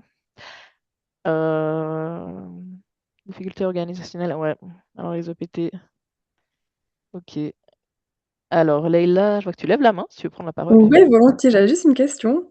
Parce que ben, moi, je suis au Jura bernois, justement, on m'offre plein de possibilités de me former, mais je suis seule dans la médiathèque. Puis en fait, je sais pas si c'est pareil partout, mais nous, on constate qu'il y a de moins en moins en fait, de demandes des élèves et c'est dur d'aller les chercher. Donc, c'est pour ça qu'ils me proposent plein de formations, enfin, qu'ils acceptent mes formations. Mais sur le terrain, c'est quand même beaucoup plus compliqué. Et on aimerait mettre un peu un programme. Donc là, pour l'instant, on collabore avec les enseignants, donc j'interviens dans les cours avec eux ou bien je suis en appui. Mais on a un peu souci de prendre du temps pour faire un programme puis qu'ils viennent pas. Donc je sais pas ailleurs comment ça se passe, vu que nous, c'est un peu tout nouveau. On voit que le virage est un peu sur cette tendance. On a tout refait à la médiathèque, donc maintenant, c'est vraiment un lieu d'accueil, enfin ils peuvent venir bosser, utiliser les télés. Enfin, c'est vraiment le lieu est super bien utilisé, mais les ressources, voilà, ils vont sur l'IA, ils vont sur Internet, puis ils viennent pas du tout prendre les livres, ils viennent pas beaucoup me solliciter. Et ouais, je voulais voir comment, dans les autres médiathèques, votre bibliothèque scolaire, ça se passe. Est-ce que vous voyez une différence ou comment vous intervenez? Et si ce que vous proposez, ben, les gens viennent naturellement ou si c'est toujours en collaboration avec les enseignants? Ouais. Alors, je laisse la parole à qui souhaite répondre. Ah, je crois que Florence. Oui, bonjour. Donc moi, je suis en bibliothèque scolaire à Genève, secondaire 2. Et ce qui est décrit là, ça correspond tout à fait à ce qu'on est en train de vivre nous aussi. Beaucoup moins de demandes de la part des élèves, beaucoup moins de présence pour justement nous solliciter pour de l'aide pour la recherche ou autre. On se rend bien compte que bah, ils cherchent moins déjà simplement, puisque il y a, euh, c'est pas juste eux, c'est que dans les enseignements, dans les cours, il y a moins de demandes de la part des enseignants et des enseignantes que les élèves aillent chercher de la documentation pour leurs travaux, etc. Et nous, on se pose même de grandes questions concernant les travaux de diplôme, travaux de matu, etc. Parce qu'on se rend compte qu'ils ne passent pas par chez nous de moins en moins et qu'on a des cas d'enseignants qui nous disent ah, mais c'est marrant, je regardais sa bibliographie, il y avait un livre qui avait dedans, j'avais envie de me l'acheter parce qu'il avait l'air intéressant et je me suis rendu compte que le livre n'existait pas. Et nous, on leur dit bah oui, ça c'est parce qu'ils font leur bibliographie avec de l'IA. Et que du coup, la l'IA, elle va citer que des ressources qui n'existent pas. Elle va citer des choses qui ont l'air plausibles, mais qui n'existent pas. Et les enseignants ne se rendent pas compte de ça. Et je pense qu'il y a un décalage entre la perception de l'usage des ressources documentaires, que ce soit les nôtres ou celles d'autres bibliothèques ou autres, par les élèves, enfin, la perception que les profs en ont et la réalité de l'usage par les élèves. Ce qui rend aussi difficile pour nous le fait d'aller dire aux enseignants qu'il y a un besoin en formation des élèves. Donc ça, c'est déjà quelque chose qu'on observe. Puis nous, on voit avec la réforme de la formation commerciale. Donc moi, je suis dans un lieu qui fait collège, école de commerce, donc en gros les gymnases et formation des employés de commerce. La réforme de l'école de commerce fait qu'il n'y a plus de lecture du tout. Ils n'utilisent plus de livres dans toute leur formation. Et donc nous, c'est la moitié de notre école qui n'a juste plus d'utilité des ressources documentaires de la bibliothèque, déjà des ressources physiques, mais même des ressources numériques, ils utilisent assez peu.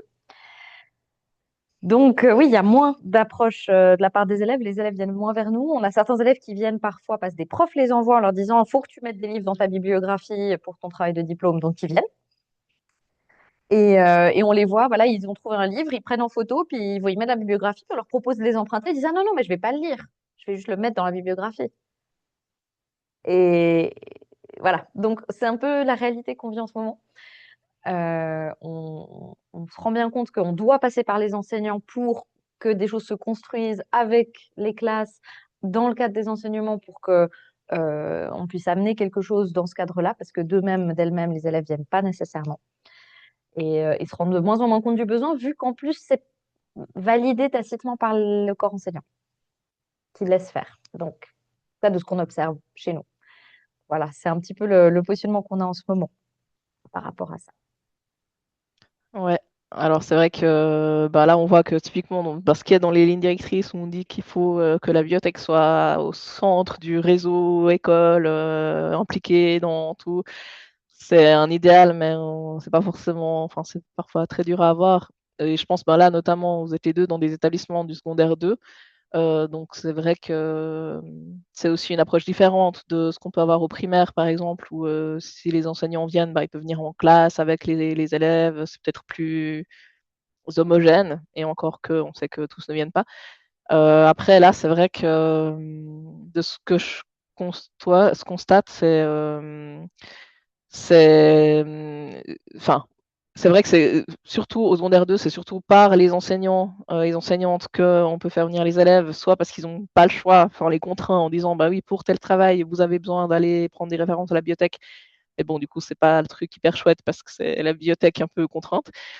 Mais après, de venir, même en ayant des super programmes d'ateliers pour les élèves, des fois, je sais que on entend aussi ça dans le réseau, c'est que il y a de moins en moins d'élèves qui viennent profiter de l'offre de la bibliothèque. Par contre, quand c'est pour la préparation des travaux de diplôme, enfin, je crois que, donc je ne sais pas si Carla aura envie de nous en parler, mais je sais qu'à dans son établissement, il y a des ateliers qui sont donnés pour la préparation, je crois, de la recherche, de la biographie, enfin pour les travaux de Mathieu, et qui rencontrent un fort succès, mais ils sont optionnels. Il me semble que c'est ça. Je sais pas si Carla peut nous en parler.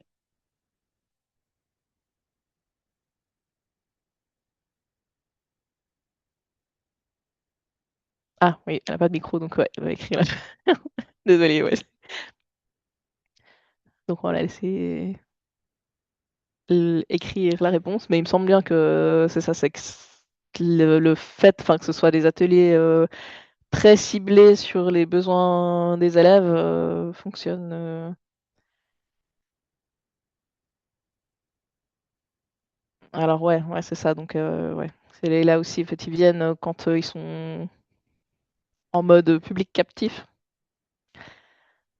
Alors, pendant que Carla écrit, je vais te redonner la parole à Christophe par rapport à à l'analyse des besoins euh, pour la formation de BiblioSuisse, parce qu'il a peut-être plus un complément.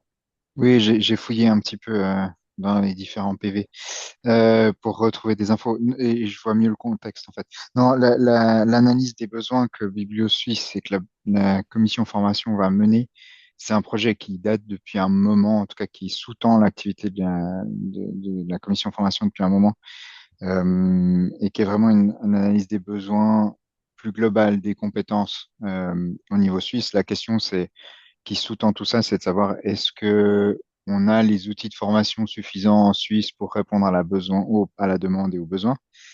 Euh, L'origine de tout ça même, c'est en Suisse alémanique qu'il y a une demande d'avoir un brevet fédéral qui puisse permettre de faire suivre suite au CFC. Ce contre quoi une bonne partie des bibliothèques et des associations romandes se battent depuis un moment pour pas que ça arrive, pas encore rajouter une couche supplémentaire de formation là-dedans. Mais voilà, dans tous les cas, avant d'arriver à quoi que ce soit de cet ordre-là, ben, une analyse des besoins est évidente et nécessaire pour voir ce qui est couvert déjà par les formations, ce qui ne l'est pas. Ce qui veut aussi dire que si vous êtes, si vous êtes, comment dire, interpellé pour répondre à une enquête, ou interpeller dans ce cadre-là, de signifier les besoins en matière de bibliothèque scolaire, ça va être aussi important et pas important de le signaler, enfin, dans tous les cas.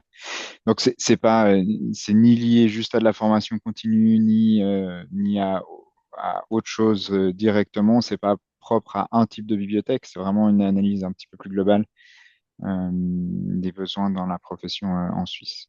Donc voilà, ce que j'ai comme info, et normalement ça devrait continuer en 2026, se faire l'enquête devrait être lancée cette année. Euh, si j'ai bien tout compris et retrouvé les infos. Ok, top. Ouais, ben merci pour le complément. Donc, à suivre dans tous les cas, de près, je pense. Ouais, Et puis oui, de participer aux enquêtes aussi alors, probablement que ce sera aussi une enquête qui s'adresse aux employeurs, hein, enfin, je pense que ça risque même d'être assez orienté pour les employeurs, ce qui est peut-être votre cas pour une partie, mais de savoir quels sont les besoins qui doivent être couverts par la formation en Suisse. ouais.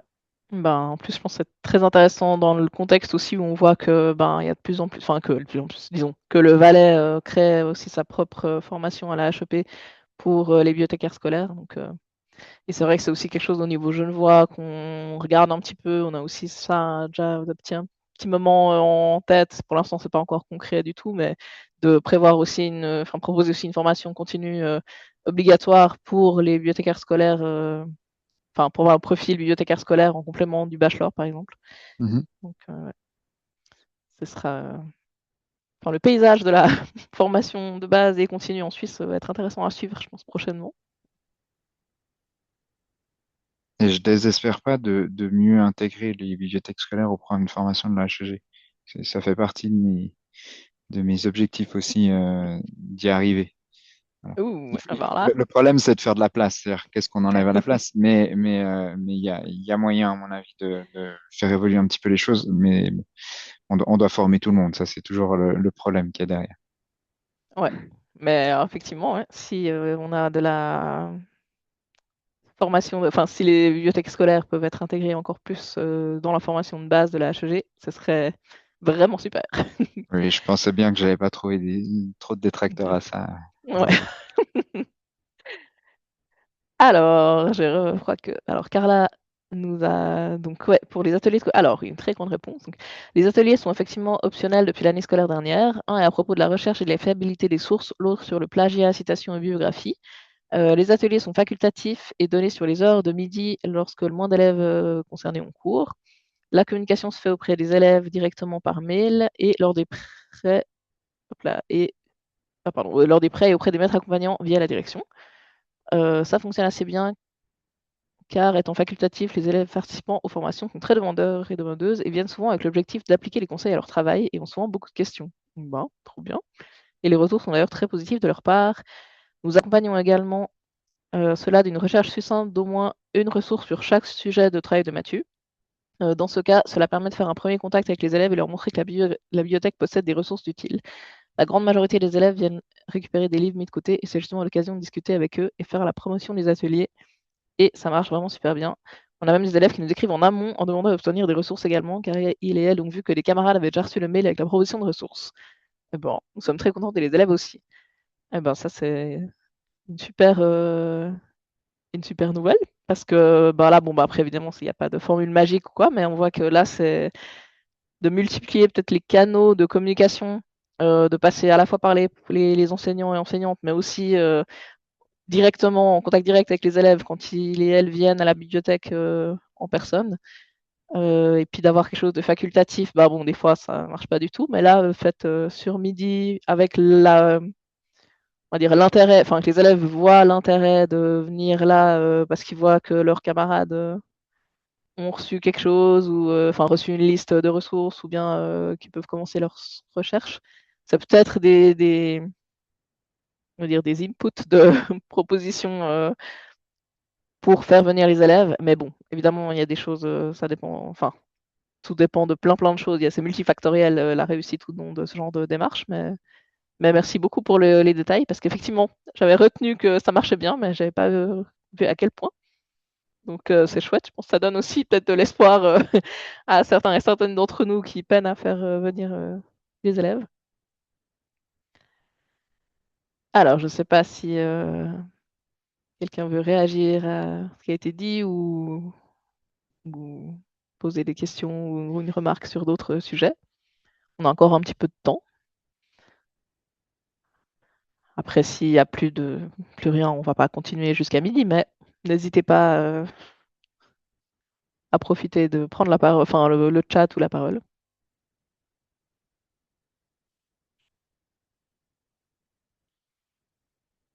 Alors ouais, Florence. Voilà. Alors moi j'en profite en fait parce que je vais donner un cours de 4 heures, c'est juste une fois 4 heures, une intervention à la HEG sur les collections en bibliothèque scolaire. Et donc évidemment, donc c'est la troisième année que je vais le donner, donc je vais donner ça à la HEG dans le cadre du bachelor.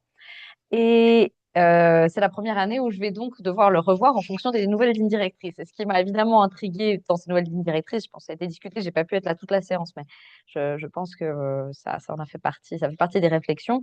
C'est que par rapport aux précédentes, la place liée aux collections, à la gestion des collections, euh, est quand même bien diminuée par rapport à ce qui se dit par rapport aux prestations, on va dire, de la bibliothèque scolaire au sens large. Et donc, je me suis posé la question et je voulais en profiter, vu qu'on a des personnes ici de plusieurs cantons, je me suis demandé si vous auriez s'il y a des choses qui pour vous sont essentielles d'être dites, dans le sens où là, je vais être avec des étudiants qui sont en bachelor de la HEG. Est-ce que pour vous, il y a des choses qu'il faut absolument que ces étudiants sachent en sortant du bachelor sur les collections en bibliothèque scolaire? Spécifiquement, parce qu'évidemment, ils ont des cours généraux sur la poldoc, sur le catalogage, etc. Donc, ils ont des cours sur différentes choses. Moi, mon cours voilà, j'ai déjà un peu mes directions, où je parle évidemment du positionnement de la bibliothèque scolaire dans son cadre, dans le cadre de l'école en général, du rapport avec les enseignants, avec le plan d'études roman pour le secondaire 1, le primaire, enfin, voilà, on parle de beaucoup de choses différentes. Je parle aussi des enjeux actuels pour le secondaire 2, que peuvent être la question de la new romance ou ce genre de choses. On parle de plein de choses, mais je me demandais, vous, qui, a priori, si vous êtes là, si vous êtes intéressé par ce voir, vous travaillez dans le domaine, dans vos cantons en plus, car j'essaie d'éviter de faire un cours qui ne parle que de la situation du canton de Genève, qui est celle que je connais.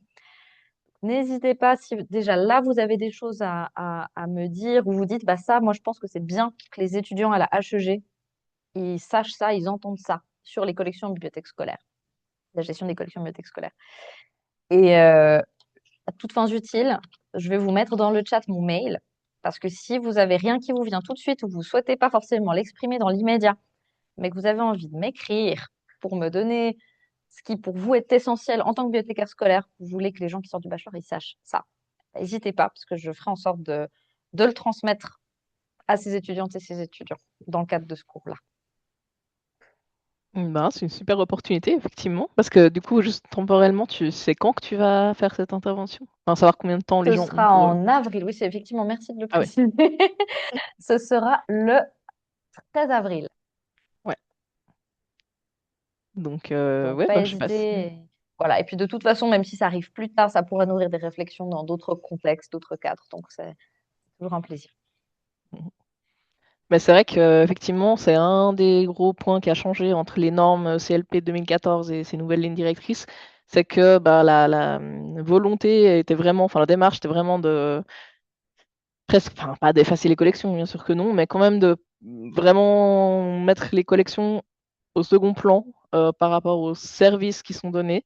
Alors c'est un parti pris, hein, mais c'est voilà, c'est de dire ben finalement ce qui est important dans une bibliothèque scolaire, c'est ce qu'on peut offrir et quelle est notre mission. Enfin, ce qu'on peut offrir, oui, comme collection, mais aussi comme service. Euh, et pas forcément ce qu'on possède.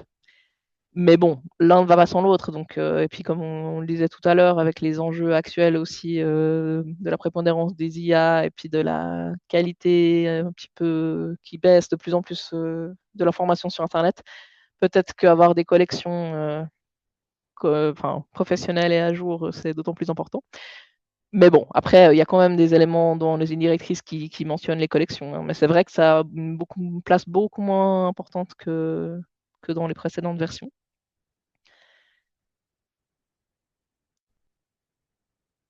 Alors, bon, bah, peut-être qu'en tout cas, n'hésitez pas à aussi contacter Florence pour, si vous voulez qu'elle me fasse passer des choses aux élèves enfin, aux étudiants et étudiantes. À la postérité.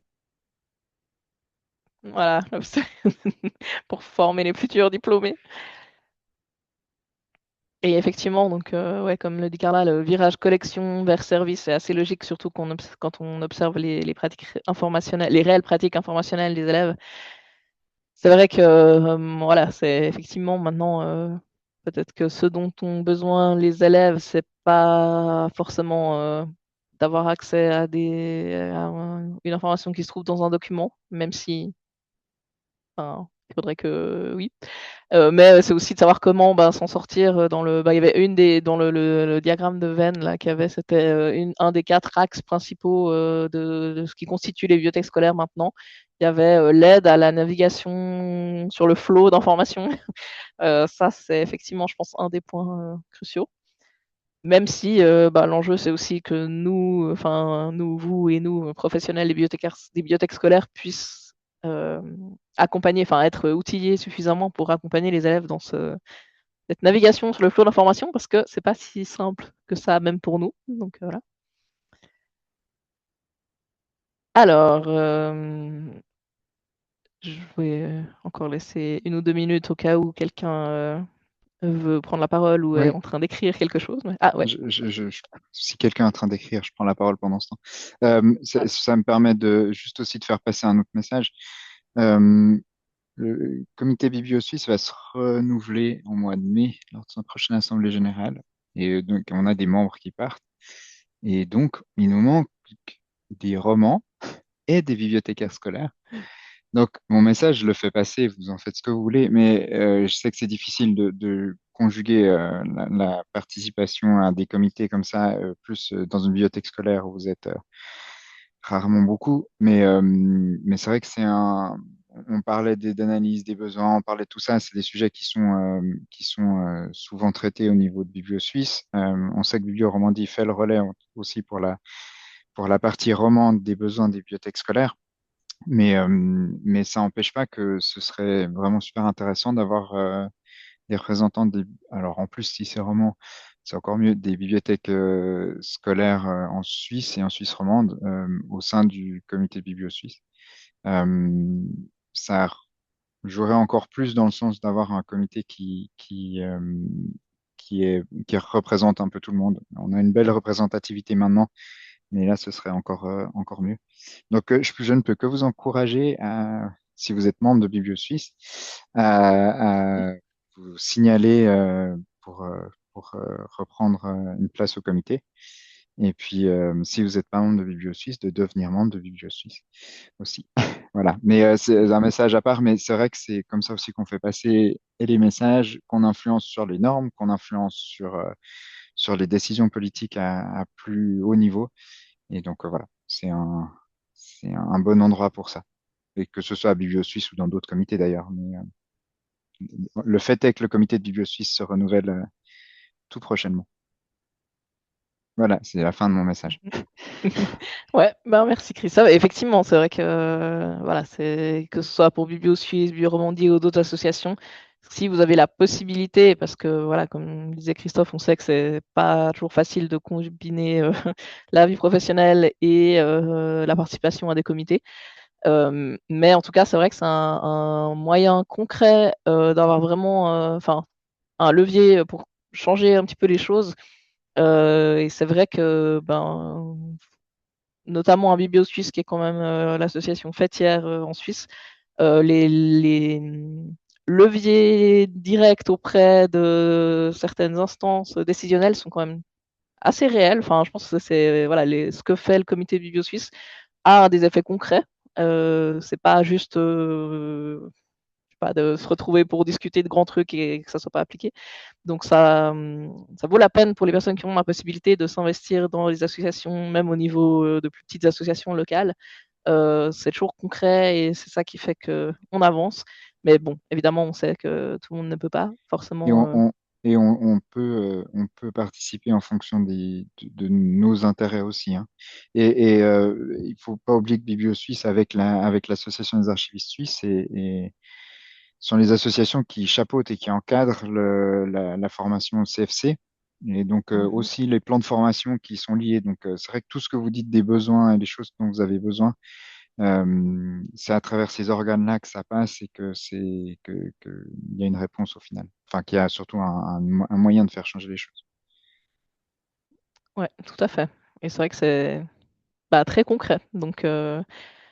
Donc voilà.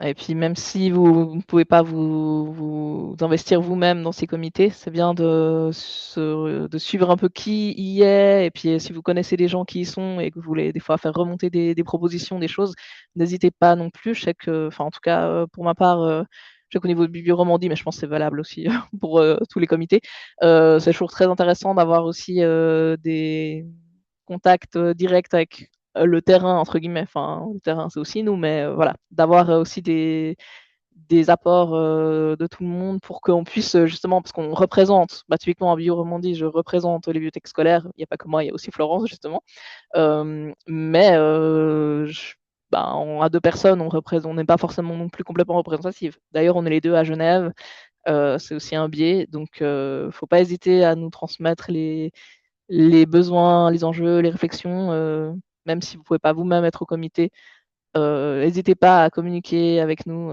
sur vos besoins parce que vraiment, on essaiera au max de les prendre en compte et c'est même très utile pour nous.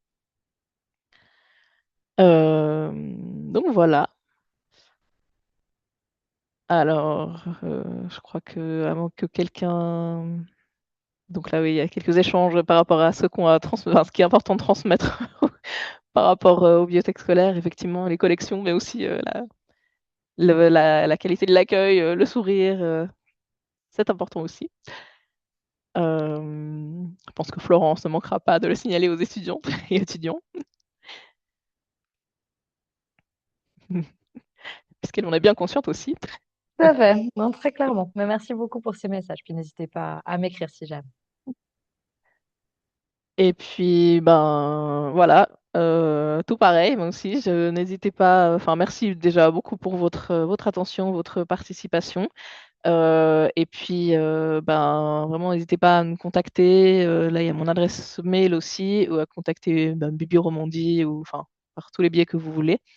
Et en tout cas, je pense que c'est très chouette de pouvoir avoir des moments d'échange avec vous aussi au niveau des autres cantons et des autres pratiques. C'est toujours très enrichissant. Donc voilà, merci beaucoup à toutes et tous et au plaisir de vous recroiser à de différentes occasions. Donc bon appétit, bonne journée et bonne suite de semaine.